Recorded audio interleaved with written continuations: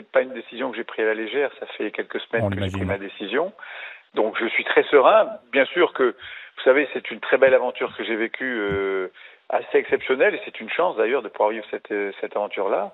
Non, il n'y a pas de nostalgie. Il y a simplement, remercier tous les gens qui ont pu travailler à mes côtés. Et seul on fait rien. C'est grâce à toutes ces personnes qui ont œuvré tout au long de ces 14 années qui nous ont permis d'amener le club là où il est aujourd'hui. Voilà. Serein, c'est le qualificatif que vous venez d'employer. Vous venez de le dire, une décision comme ça ne se prend pas à la légère. Vous l'avez prise quand exactement? Oh, il y a déjà quelques semaines. En fin de compte, si vous voulez, je m'étais ouvert effectivement aux actionnaires du club. Et ils souhaitaient que je prolonge un petit peu. Et je n'avais pas le souhait parce que il y a un moment où le temps est venu où il faut passer la main. Et je souhaitais le faire en début de saison. Et surtout, on va tout faire pour accompagner le club en Ligue des Champions. Et c'est vrai que pour moi, ce serait une récompense ces 14 années de partir alors que le club démarre une campagne en Ligue des Champions. Je trouve que ce serait un point fort. Alors si on n'est pas en Ligue des Champions, il y aura la Ligue Europa, mais je m'étais dit, imaginons que j'annonce ça le 20 août, à la fin de mon mandat, si on n'est pas en Ligue des Champions, il part parce qu'il n'y a pas de Ligue des Champions. Non, je pars parce que le club aujourd'hui est, entre guillemets, structuré, solide, ambitieux, et le chemin est tracé, donc on peut partir sereinement. C'est pour ça que je suis serein. Et vous aimez les controns, 11 juillet 2011, 11 juillet 2025, pour boucler ça, la c'est un boucle hasard total. Parfaitement. Je vais vous dire pourquoi, parce que notamment aujourd'hui, il y avait les 40 ans de la Populaire Sud qui se passaient dans l'arrière-pays, et je me voyais pas leur tenir un discours et dans 15 jours leur dire ça y est, je m'en vais. Je préfère être honnête et le dire, c'était mieux de le dire avant.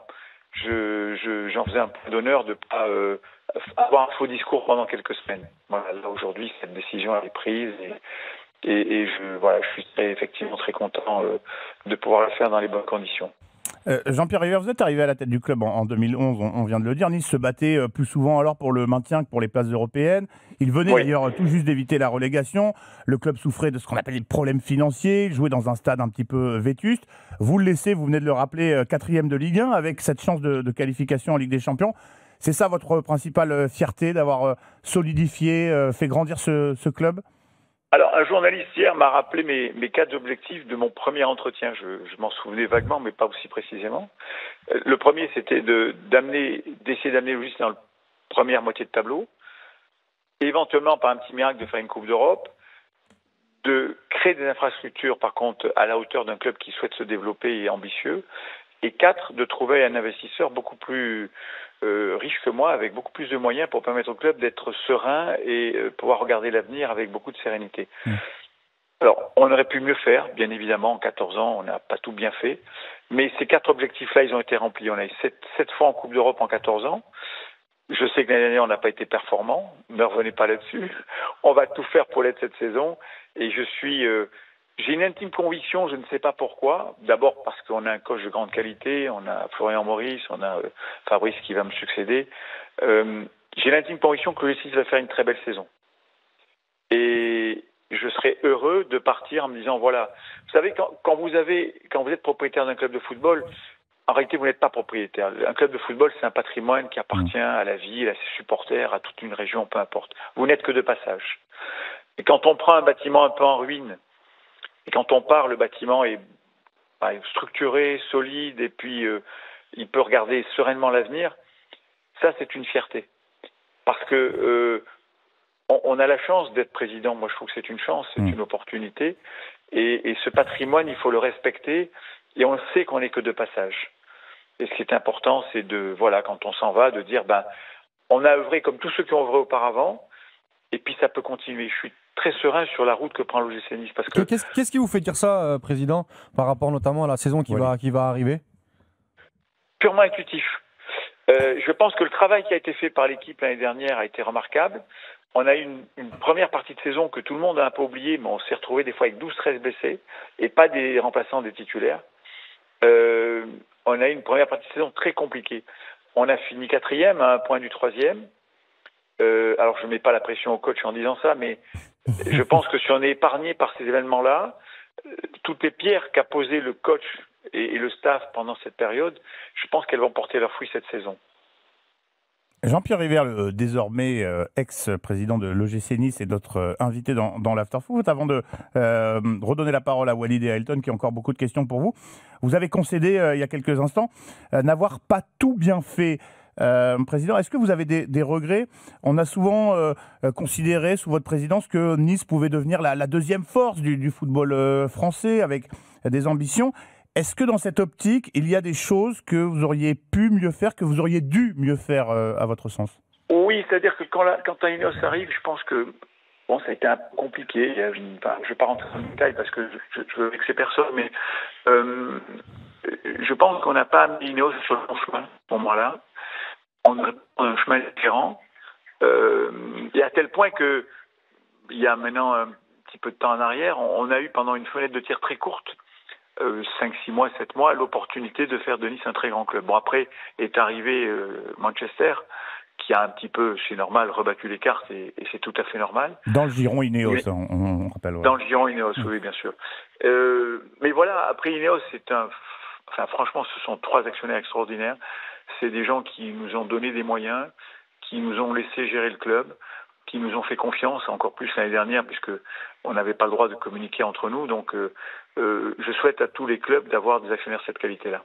Est-ce que vous pouvez préciser, vous parlez de quelques mois à l'arrivée d'Ineos, au cours desquels vous auriez pu faire mieux ou différemment? Pardon, de quoi? non, juste une chose, il se trouve que il y a eu une période où Manchester, Jim Ratcliffe souhaitait l'acheter, il n'était pas à la vente. Donc un jour, j'ai réuni les actionnaires, j'ai plutôt été invité à une réunion des actionnaires et je leur ai expliqué qu'ils pouvaient créer peut-être un pôle Ineos Sport avec tous les sports qu'ils ont, cyclisme, football, la voile, ainsi de suite, basé ça sur Nice. Et j'avais quelqu'un que je connaissais qui était à même de pouvoir gérer cette partie business, c'était Jean-Claude Blanc. Et à ce moment-là, je leur ai dit, mais si vous voulez, on peut faire, si l'Angleterre est fermée pour vous par rapport à Manchester, on peut faire un grand club à Nice. Et Jim m'a dit, écoutez, on va le faire. Et on va mettre beaucoup de moyens. Bon, il se trouve que quelques mois après, et malheureusement on a eu des engagements à cette époque-là qui étaient un peu élevés et qui comportent encore un peu aujourd'hui. Quelques mois après, Manchester s'est mis à la vente. Jim est natif de Manchester, c'est son club de cœur. Il a eu les moyens de le faire. Bravo à lui. Et donc Manchester a quand même mis de côté ce projet-là. Et on est revenu à un projet totalement différent, mais quand même très jouable. Et aujourd'hui, on a une vertu on fait comme tout le monde, on fait des économies, mais dans les 2 ans, on aura un club qui sera très très sain financièrement, pratiquement à l'équilibre. Et ça, c'est une très bonne voie et le club prend le bon chemin. Walid Ailton, vous avez des questions pour le président justement, River. Jean-Pierre River, par rapport à tout ce que vous venez d'exposer, il n'y a pas une frustration d'avoir eu une sorte de redéfinition du projet avec l'arrivée de Manchester United et Ineos qui rentre dans le capital?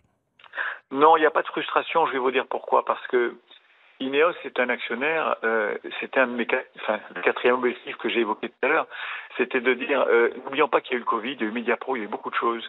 Et quand vous avez un actionnaire qui vous permet de passer à la DNCG très sereinement, il faut être très content de ça. Oui, on le voit dans la période actuelle, c'est déjà un luxe qu'Ineos vous a offert. Et Jean-Pierre River, vous l'avez évoqué brièvement, vous pourriez nous présenter Fabrice Bocquet et comment va se passer la transition d'ici le 20 août? Alors c'est très simple, d'ici le 20 août, je reste président, mais bon, vous savez, quand je prends cette décision, je la prends bien sûr, alors oui, humainement parlant, c'est difficile parce qu'on a un coach extraordinaire, on a Fabrice, c'est extraordinaire, et Fabrice, ça fait 3 ans qu'il est là. Donc, soit vous faites venir quelqu'un d'ailleurs, c'est compliqué, il va remettre en cause tout ce qui est fait. Aujourd'hui, tout est, entre guillemets, tracé pour l'OGC Nice. Fabrice est quelqu'un de très compétent, il a su structurer le club pendant ces 3 années. Et il n'y a rien de plus naturel. Et pour moi, d'abord, c'est le choix de l'actionnaire. Ça, c'est la première chose. Et moi, j'adhère totalement à ce choix parce qu'il y a une continuité totale. Donc, Fabrice, c'est quelqu'un qui connaît le football, qui, sera parfaitement à l'aise dans ce rôle-là, je l'espère en tout cas. Et il aura tout mon soutien. Moi, je vais, entre guillemets, disparaître du paysage du club. Je vais rester juste président du fonds de dotation parce que c'est un sujet qui m'a préoccupé dès ma première arrivée au club. On n'avait pas de moyens, pas d'argent, mais on a développé un fonds de dotation et des actions sociales de façon remarquable grâce aux équipes qui se sont occupées de ça.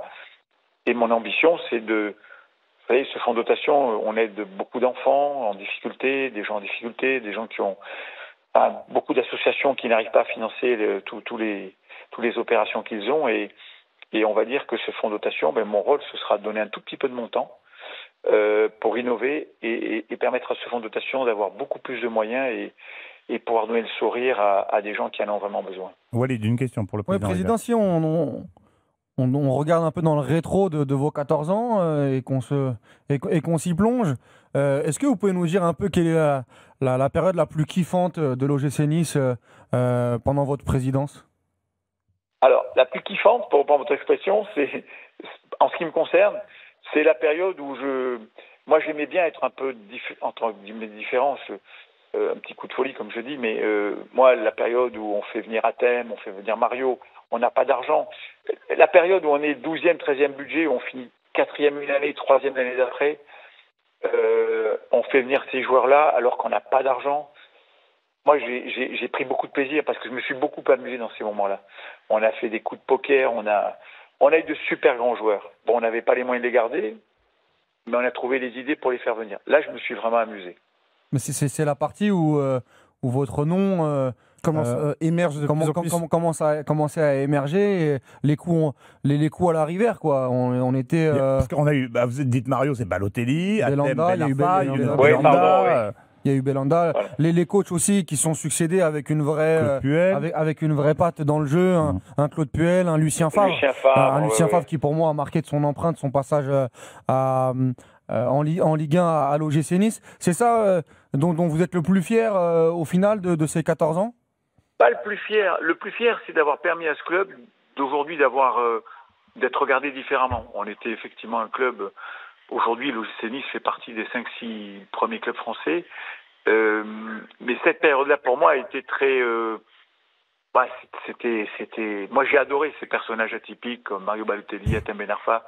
Malheureusement aussi Kevin Hanin qui a eu un drame malheureusement chez nous. Mais voilà, c'est des profils très atypiques et j'ai adoré. Alors, je ne l'ai pas fait tout seul. À mes côtés, il y avait Julien Fournier qui travaillait à l'époque. Et moi, ces moments-là, c'était des... Enfin, je sais... C'était très très sympa parce que vous n'avez pas les moyens d'eux, mais on y est arrivé, quoi. Et les moments les plus difficiles, président, dans ces 14 ans? Alors, les moments plus difficiles, c'est quand vous avez évidemment des incidents dans le stade, mais je retiens plutôt que le positif que le négatif. Mais le plus difficile, c'est peut-être sportivement, la perte de cette finale de Coupe de France qu'on n'a pas vraiment jouée. Contre Nantes. Et puis ce quart de finale Coupe d'Europe où on doit passer 2 fois contre Bâle et 2 fois, malheureusement, on n'est pas passé, on perd aux prolongations. Et ça, c'est des regrets parce que je pense qu'on aurait pu avoir un parcours sympa à ce moment-là. Président, je me permets de revenir sur les côtés un peu kiffants, pour reprendre votre expression et celle de c'était la vôtre, hein, c'était la vôtre. Vous êtes approprié et bravo à vous. Les joueurs comme Mario Balotelli, Athème Ben Arfa, Younes Belhanda sont des joueurs qui laissent des souvenirs aux supporters, même quand il n'y a pas de trophée au bout des saisons. C'est souvent des personnalités atypiques, des gros caractères. Est-ce que vous auriez une ou quelques anecdotes à nous faire partager, des choses qu'on n'a jamais su dans les relations? Est-ce qu'un Balotelli venait dans votre bureau parfois en court-circuitant le coach ou le directeur sportif? Est-ce que vous avez des souvenirs d'échanges avec un Athème Ben Arfa, un Younes Belhanda, des joueurs qu'il faut parfois un petit peu cajoler, traiter un petit peu différemment? Oui, je pense que c'est des joueurs qui ont... Vous savez, pour comprendre un joueur et la vie d'un joueur, il faut s'intéresser à sa vie. Savoir pourquoi il en est là, comment et pourquoi. Et quand vous comprenez leur vie, vous vous dites, mais en fin de compte, c'est des gens, c'est de belles personnes. Contrairement à ce qu'on peut entendre vous dire, moi je vous dis, ce sont de belles personnes. Et si vous leur donnez de l'amour, et vous savez les fonctionner avec eux, mais ils vous donnent le meilleur d'eux-mêmes. Athème, je crois qu'il a fait la plus belle saison chez nous. Mario, il fait 2 saisons, il met 46 buts. Bon, c'est des gens atypiques, mais qui ont du talent. Alors, une anecdote, je risque d'être un peu long sur l'anecdote. Allez-y, on prend. Mais je sais pas si, je crois que vous la connaissez peut-être. Justement, Mario Balotelli, je me suis régalé parce que on n'avait pas d'avancement. Bon, on cherche, on trouve pas. Bon, le mercato avance et tout. Et puis un jour, je vais voir la cellule, je leur dis, écoutez les gars, moi je pense à un type, ne riez pas, s'il vous plaît. Je leur dis, Mario Balotelli. Alors, évidemment, je pas. On se dit, tiens, le président, il a pété un câble. Bon, très bien. Je dis, est-ce que vous pouvez me sortir les meilleurs matchs et les plus mauvais de Mario? Bon, effectivement, c'était assez catastrophique. Et puis, je vais chercher sur Internet, je trouve que des choses plutôt négatives sur Mario, et je trouve un truc. où je me dis, mais ce garçon, en fin de compte, il a du cœur. Et s'il a du cœur, ça veut dire que c'est une belle personne et qu'on peut faire quelque chose avec lui. Donc évidemment, j'en parle au coach qui me dit hors de question d'avoir Mario Balotelli. Donc bon, très bien. Je me bats avec Mino Raiola pour faire venir Mario chez moi, mais il est impossible. Et puis, à 10 jours du mercato, j'arrive à faire venir Mario chez moi. Je le vois pendant 5 heures. Mario, pendant 1 heure, me dit voilà pourquoi tu ne dois pas recruter Mario. Donc il m'explique sa vie, c'est un petit peu fantasque, hein. Bon, très bien. Et puis je dis Mario, t'as fini, tu me laisses parler avec Mario. Donc je parle avec Mario pendant 4 heures. 4 heures, je dis Mario, on y va, je te prends. Quoi? Mais par contre, je parle. Donc j'appelle Lucien Fabre, qui me dit mais et Mario repartait le lendemain à midi. Je dis écoute, Lucien, dis non, pas de rendez-vous avec Mario. Bon, je vais voir Mario, j'écoute Mario, le coach n'est pas dispo, je te rappelle, demain matin on a un rendez-vous, on se débrouille. Je rappelle le coach derrière pendant 2 heures. Je dis Lucien, il faut voir Mario. Il dit non, je ne veux pas Mario, je ne veux pas seul. Pendant 1 heure, bon, bref, il le voit. Alors, il voit Mario, il me dit bon, il connaît le football, mais il n'est pas habillé comme un footballeur. Et je lui dis coach, il ne reste plus grand-chose, et ce gars-là, il a du talent. Et on n'a rien. Et bon, on lui a un peu forcé la main, ce qui est rare, parce que c'est jamais ça, hein. Et puis après, il y avait le débat avec Liverpool, parce que Mino me dit, Jean-Pierre, moi, c'est 26 millions. Je dis, mais moi, j'ai 0. Voilà. Bon, j'écoute, c'est sympa. Il me dit, donne-moi 10 millions. Je dis, mais j'ai pas 10 millions. Donne-moi 5 millions, j'ai pas 5 millions. Et en fin de compte, il nous sort, parce que c'est Mino qui l'a fait, il nous sort Mario pour 0. Et ça, c'est... Enfin, je vous raconte comme ça rapidement, mais voilà, c'est des trucs que vous vivez qui sont kiffants, pour reprendre l'expression, voilà. Elton, une question Président, vous avez évoqué le mercato passé. Moi, ce qui m'intéresse, c'est le mercato du présent. Vous êtes encore présent en tant que justement président. À quoi on peut s'attendre du côté du mercato niçois dans l'optique des tours préliminaires de la Ligue des Champions? Vrai objectif cette saison? Alors, nous, c'est très simple. On a plutôt une position de sagesse de façon générale. C'est-à-dire, on ne programme pas du tout la Ligue des Champions. On programme la Ligue Europa. Parce qu'il faut être prudent, surtout dans les circonstances actuelles du football français. On a annoncé hier 4 recrues, ce qui prouve que malgré tout, on est là. On va avoir des départs, qu'on suppose à peu près, et puis on aura d'autres arrivées. Donc on va essayer de faire le mercato le plus équilibré possible. On est en phase avec le directeur sportif, avec bien sûr Fabrice Bouquet qui s'occupe de ça, et du coach. Voilà, vous savez, un mercato, malheureusement, on a toujours des ambitions, on veut toujours quelque chose et on espère à la fin avoir le meilleur résultat possible. Mais je suis confiant parce que ça a très bien travaillé jusqu'à maintenant. Bon, eh ben, on vous souhaite que ça se poursuive. Avant de vous libérer, Président, j'ai envie de vous interroger sur le futur de la Ligue 1 sur nos télévisions ou sur nos écrans. Qu'est-ce que vous inspire les contours qui se dessinent du projet de chaîne de la Ligue, Ligue 1+, on en sait un petit peu plus chaque jour. Est-ce que vous êtes confiant quant aux objectifs affichés par Nicolas Taverneau et le projet qu'il pilote? Alors, j'ai passé beaucoup de temps ces derniers mois à la Ligue, dans les instances, sur ce sujet, entre autres, et d'autres sujets. Mais moi, j'étais partisan d'un duo Bein Canal+. Ce n'est pas le cas. Aujourd'hui, on a une chaîne avec quelqu'un quand même qui a l'expérience. Nicolas Taverneau a 30 ans d'M6. Donc, je lui fais une totale confiance.